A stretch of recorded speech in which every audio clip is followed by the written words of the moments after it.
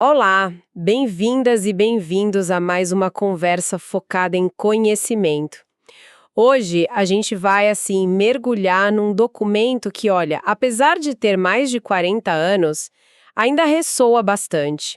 É a Lei Estadual número 8014 do Paraná, lá de 1984. O foco dela, preservação do solo agrícola. A gente tem aqui o texto da lei, sabe? Publicado em dezembro de 84. Pode parecer, sei lá, história antiga, né? Mas as ideias ali, nossa, foram bem à frente do tempo delas. Então, a nossa missão hoje é tentar desvendar os pontos mais importantes dessa legislação, por que que ela foi criada, o que ela realmente determina sobre o uso da terra e as responsabilidades, né? Quem ficou com o quê? Vamos lá, vamos explorar isso juntos. Olha, é fascinante mesmo. E acho que um bom ponto de partida é justamente a filosofia central dela. Já em 84, o Paraná teve a ousadia, pode-se dizer, de declarar logo no artigo 1º que o solo agrícola é patrimônio nacional. Patrimônio nacional, isso é forte, hein? Muito forte. Isso muda completamente a perspectiva, né? Tira o solo daquela ideia de ser só uma coisa privada, um bem particular, e coloca ele como um bem coletivo. E a preservação, dever de todo mundo.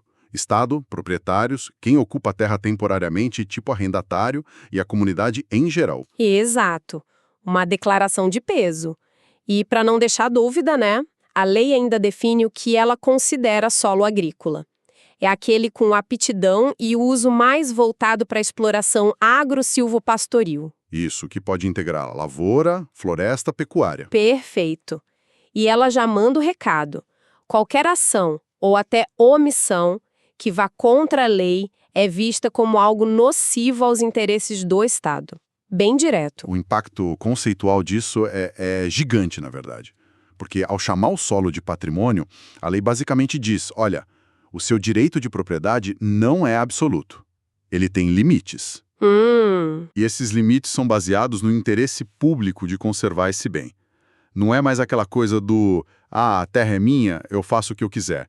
Passa a ser, essa terra é minha, mas ela faz parte de um patrimônio maior que eu tenho que ajudar a cuidar. Isso, assim, direciona toda a lógica que vem depois na lei. Entendi. E como é que essa filosofia toda se traduziria na prática, no dia a dia do campo? A lei não fica só no conceito, né? Não, de jeito nenhum. Ela entra firme na questão do como usar esse patrimônio. O artigo 3º, por exemplo, fala em uso adequado. E não é só produzir por produzir. Certo. É produzir usando práticas que conservem ou até melhorem as características do solo, sabe? Levando em conta também a função socioeconômica da propriedade. É um equilíbrio. E o artigo 4º parece que detalha mais isso, né? O que seria esse interesse público? Exatamente. E aqui a coisa fica bem interessante. Porque ele não foca só em evitar a erosão, que já seria, né, super importante. Ele traz uma visão, assim, surpreendentemente holística para a época. É verdade. Eu dei uma olhada e a lista é grande. Fala de controlar a erosão, claro, mas não só isso. Não. Fala de impedir desertificação, fixar dunas. Manejar queimadas com critério, recuperar a saúde do solo física, química, biológica, evitar assoreamento de rios e represas. Cuidar das estradas rurais, até a reflorestar áreas que foram desmatadas indevidamente em locais impróprios. É uma visão que conecta a fazenda com a bacia hidrográfica toda, com o ecossistema em volta. Nossa, bem abrangente mesmo. Muito. Percebe-se ali uma compreensão de que o jeito que você maneja o solo agrícola impacta diretamente a qualidade da água, a biodiversidade e a estabilidade da paisagem. Não é só sobre o pedaço de terra em si, mas sobre a saúde ambiental como um todo, sabe? Faz sentido. E essas práticas de uso adequado, a lei dizia que deveriam ser definidas pelo Estado, ouvindo também o nível federal ou municipal, e importante, revisadas de tempos em tempos. Mostra uma intenção de adaptar, né? De não ser algo engessado. Ok, então temos essa base filosófica forte, solo como patrimônio, uso adequado, essa visão ampla de interesse público. Mas assim, como garantir que isso saísse do papel? Aí entram as exigências mais concretas, certo? Sim, a lei não parou na filosofia, não. O artigo 2º é bem direto.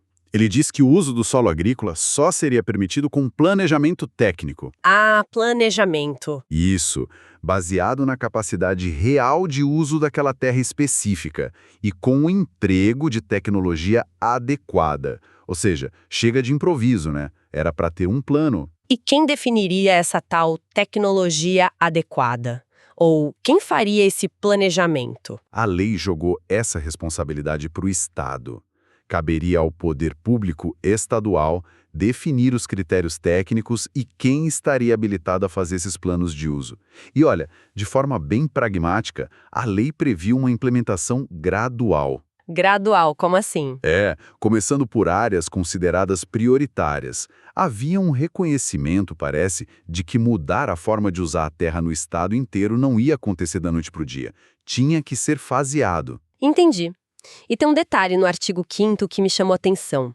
Parece pequeno, mas acho que revela muito sobre essa mentalidade técnica que você mencionou. Qual o detalhe? Falava que, mesmo em projetos de colonização ou reforma agrária, quando fossem dividir os lotes, a divisão não deveria ser só geométrica, sabe?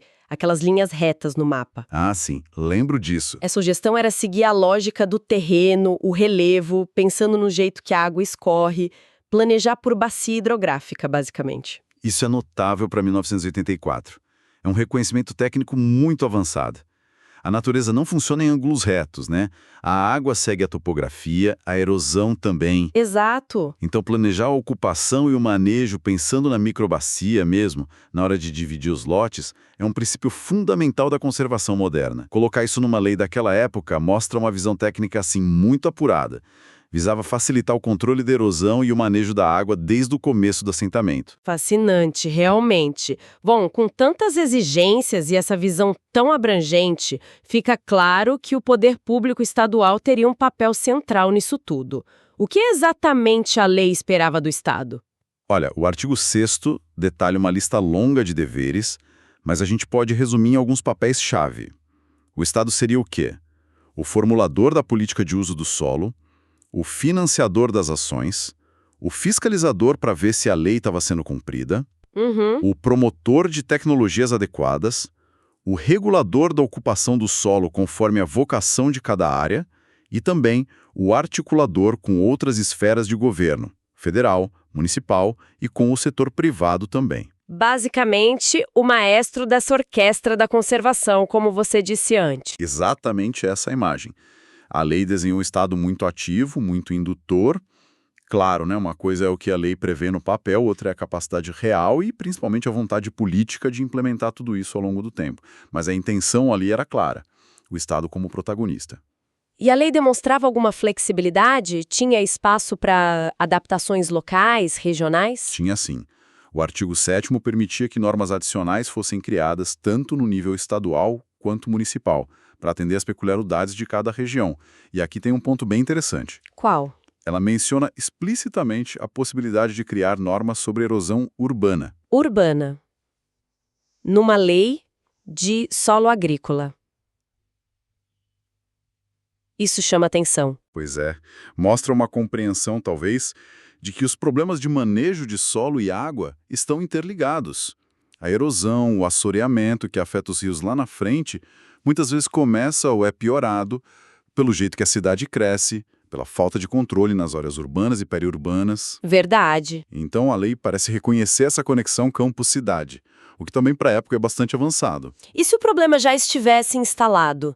Se uma área já estivesse degradada, em processo de desertificação, a lei previa alguma ação mais direta? Previa, e de forma bem incisiva, viu?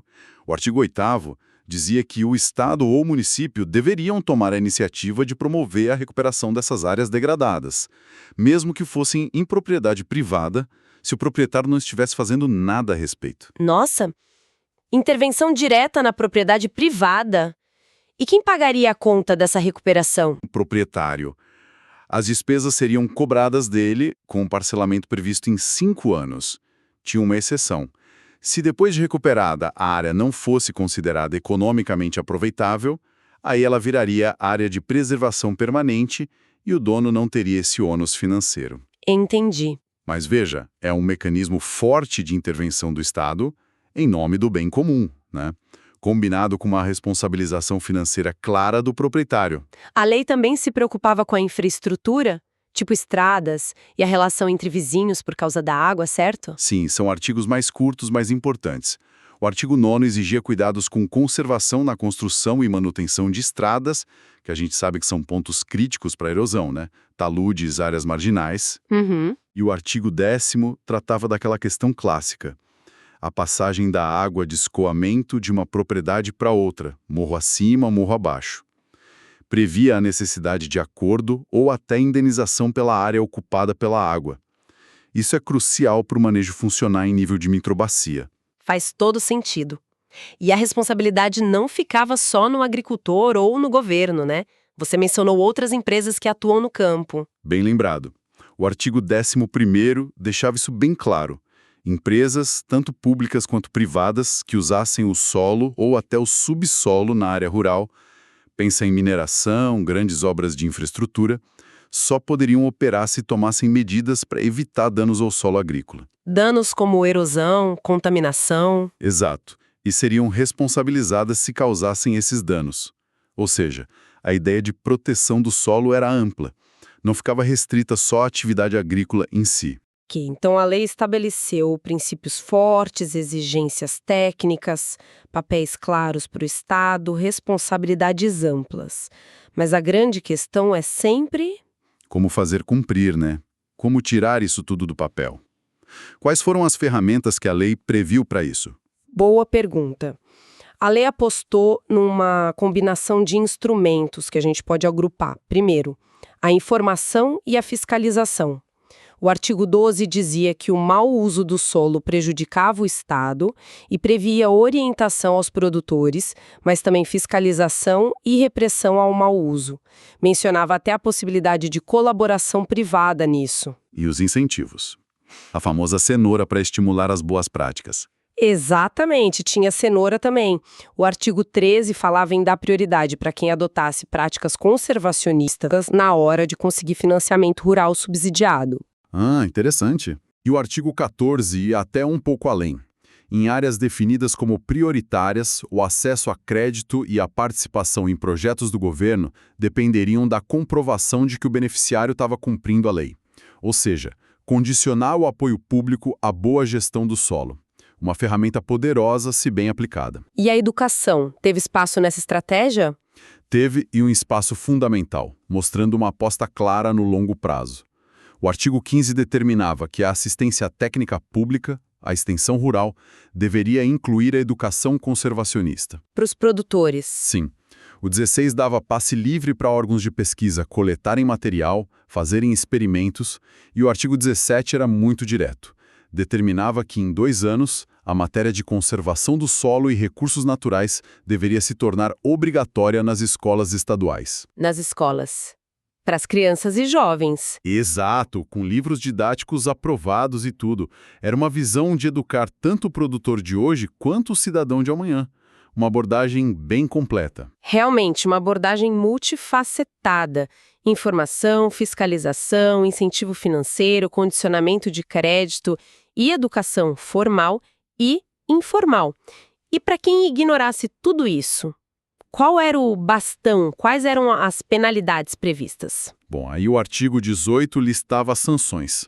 Elas iam desde uma advertência, passando pela suspensão do acesso a programas de apoio do governo, aplicação de multas e, como medida extrema, em último caso, a desapropriação da terra por uso inadequado. Desapropriação. Isso é muito sério mesmo. E quem poderia ser alvo dessas punições todas? Só o proprietário da terra? Não, a lista no artigo 19 era bem extensa, buscando não deixar brechas. Incluía proprietários, claro, mas também arrendatários, parceiros, poceiros, administradores de fazendas, gerentes, até o técnico que assinou um projeto considerado inadequado. Nossa! E, um ponto crucial, incluía também autoridades públicas que fossem consideradas omissas ou que facilitassem a infração.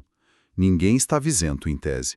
E o artigo 20 ainda reforçava que as infrações administrativas não impediam ações na esfera civil ou penal. Uau! A abrangência dos responsáveis e a severidade das penas chegando à desapropriação e a responsabilizar agentes públicos. Isso mostra que a intenção do legislador era criar um sistema bem robusto, né? Com consequências reais para quem não cumprisse. Era para ser levado a sério. Sem dúvida. A mensagem era clara. A conservação do solo não era opcional. Para a gente fechar a análise da lei em si, ela previu um prazo de 90 dias para ser regulamentada e entrou em vigor na data da publicação, lá em dezembro de 1984. Recapitulando, então, assim, o que a gente tira dessa análise toda, qual é a essência dessa lei? Olha, eu acho que fica claro que essa lei paranaense de 1984 foi realmente um marco. Ela estabeleceu uma visão muito integrada e, para a época, eu diria até vanguardista da conservação do solo. Sim. Tratou o solo como patrimônio coletivo, exigiu planejamento técnico baseado na capacidade de uso da terra, detalhou o que era de interesse público com uma visão que, além da fazenda, é uma visão ecossistêmica, definiu papéis claros para o Estado, para os proprietários, para as empresas e montou um arsenal de ferramentas para tentar fazer acontecer. Incentivos, educação, fiscalização e punições bem severas. Foi uma tentativa muito ambiciosa de colocar a sustentabilidade, mesmo que não usassem essa palavra na época, no centro da gestão do solo agrícola, né? Muito antes do termo estar na moda. Com certeza. E isso, eu acho, nos deixa com uma reflexão final interessante, sabe? Especialmente porque estamos falando de uma lei de 1984. 40 anos se passaram. Exato. Como será que esses princípios tão avançados, esses mecanismos de implementação que no papel parecem tão robustos, né? Como será que eles evoluíram? Ou que desafios eles enfrentaram ao longo dessas mais de 4 décadas? Diante de tantas transformações na agricultura, na tecnologia, na economia, na própria consciência ambiental global, como que essa visão pioneira do Paraná se manteve, se adaptou? Ou talvez até, em alguns aspectos, se perdeu frente às novas realidades e pressões do agronegócio moderno. Fica aí a questão para a gente pensar, né? Como uma lei tão visionária atravessou o tempo.